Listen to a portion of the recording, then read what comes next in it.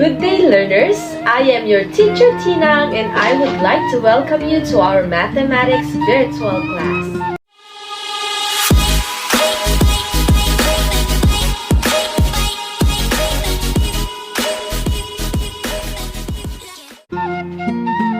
So we are now in the 6th week of the third quarter's distance learning, and today we are going to talk about proportions.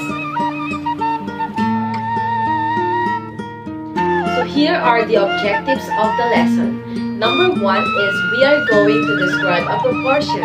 And number 2 is we are going to apply the fundamental theorem of proportionality to solve problems involving proportions.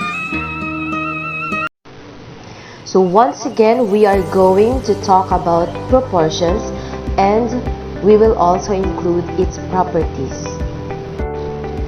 What is proportion? A proportion is an equation that equates two ratios, where ratio means how many times one number contains another.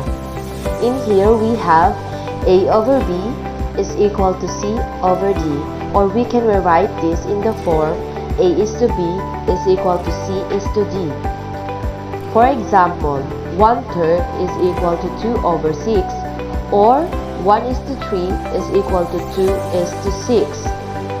1 and 6 are called the extremes, and 3 and 2 are called the means. Let's have the properties of proportion. Number 1, we have the fundamental principle of proportion, or the cross product property. In here, the product of the means equals the product of the extremes. So, papaano nangyari yon? So, i-multiply lang natin yung 1 sa 6 at ang makukuha natin na sagot ay 6. At kapag minultiply natin ang 3 sa 2, ang makukuhang sagot ay 6. So, that's it. Yan ang cross product property. So, ang susunod na property ay ang alternation property. Dito, meron tayong dalawang options. Option 1, the means may be interchanged. And yung pangalawang option naman, the extremes may be interchanged. So, pupunta tayo sa option 1. Dito, ang magkakapalitan ay ang mga means, which is 3 and 2. So, kapag pinagpalit natin sila ng pwesto, yung 2 ang magiging denominator ng 1, at yung 3 naman ang magiging numerator ng 6. At para ma-check natin kung tama yung sagot, gagamitin natin ang fundamental property of proportion, which is the cross product property. At ang makukuha natin ay 1 times 6 equals 2 times 3. Then 1 times 6 equals 6, and 2 times 3 equals 6. Moving on to our next option, the extremes may be interchanged. So, ang extremes natin dito ay 1 and 6. So, ang magiging numerator na ng first ratio ay 6, at ang denominator ng second ratio ay 1. So, to check if this property can prove the proportion, then we will be using again the cross product. So, 6 times 1 is equal to 6, and then 3 times 2 is equal to 6.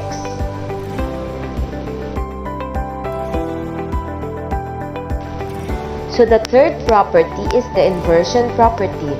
So, in here, the reciprocals of the ratios are equal. So, kapag sinabi nating reciprocal, babaliktarin natin ang position ng numerator at saka ng denominator ng isang ratio. So, for example, yung 1/3 magiging 3 over 1. And then, yung 2 over 6 ay magiging 6 over 2. And once again, to check if our answer is correct or if the inversion property proves the proportion, then we will use the cross product property. So 3 times 2 is equal to 6, and then 1 times 6 is equal to 6. So ang susunod na property ay ang addition or subtraction property. In here we have two operations. First is addition property. So dito naman, yung denominator ay i-add mo lang sa numerator ng first ratio and gagawin mo din ito sa pangalawang ratio. So, A over B is magiging A plus B over B na. And then, C all over D, i-add mo lang yung D sa numerator. So, magiging C all over D, C plus D all over D. Okay. So, sa subtraction property naman, ang papalitan mo lang ay yung operation. So, we have here A minus B over B is equal to C minus D over D. So, ano lamang ang gagawin sa addition or subtraction property? I-add mo lang yung denominator niya ng isang ratio mismo sa numerator niya. So, ulitin ko, yung denominator ng isang ratio ay i-add lamang sa kanyang numerator. Okay, so let's have an example for the addition property. So, gamit ang ating unang ratios, which is 1/3 and 2/6, gagawin natin ang addition property. So, sa una nating ratio, ang denominator niya ay 3. So, i-add mo lang siya sa kanyang numerator. So, magiging 1 plus 3 all over 3. At ganun din yung gagawin mo sa pangalawang ratio. Ang denominator niya ay 6. So, i-add mo lang yung 6 sa kanyang numerator, which is 2 plus 6 all over 6. Then, we have to simplify it. So, 1 plus 3 equals 4. And then, 2 plus 6 equals 8. Therefore, the new ratios are 4/3 and the second one is 8 over 6. And then, we will be using once again the cross product. So, we will get 4 times 6 equals 24, and then 3 times 8 is equal to 24. So, that's it.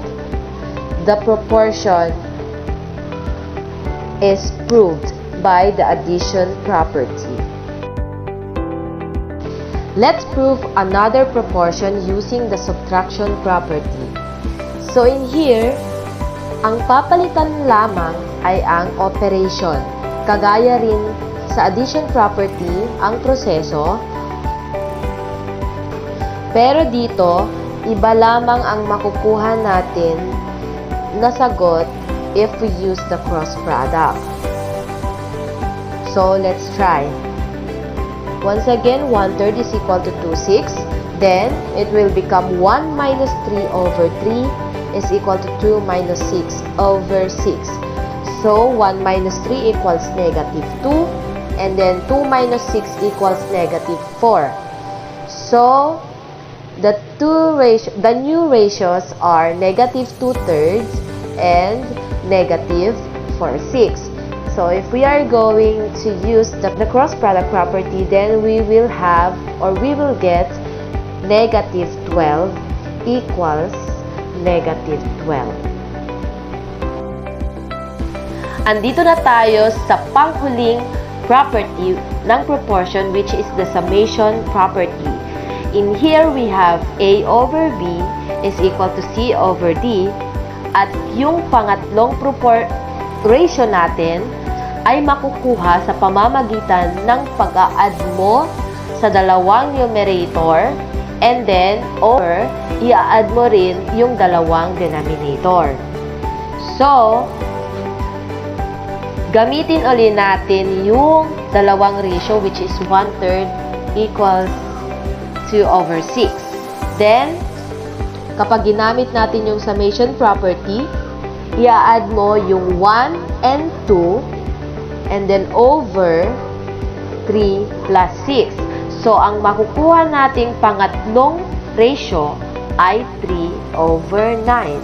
So, we have here 1/3 is equal to 2/6 equals 3/9. So, i-check natin kung tama nga ba or proportional nga ba yung tatlong ratios na to.